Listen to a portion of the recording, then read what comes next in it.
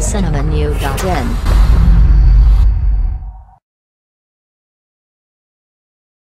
பட்டப்பகலில் மனைவி கண் முன்னே கணவரை குத்தி கொலை செய்யப்பட்டுள்ள சம்பவம் பெரும் அதிர்ச்சியை ஏற்படுத்தியுள்ளது. சினிமா ஷூட்டிங்கை வேடிக்கை பார்ப்பது போன்ற ஒருவர் கூட தடுக்க முடியாமல் பொதுமக்கள் அதை சுற்றி நின்று வேடிக்கை பார்த்துள்ளது மேலும் அதிர்ச்சியை ஏற்படுத்தியுள்ளது. உத்தரப்பிரதேசம் மாநிலத்தில் மனைவியுடன் ஷாப்பிங் செய்து வந்துள்ளார். அவரை ஒரு கும்பல் கத்தியால் சரமாரியாக குத்துகின்றது.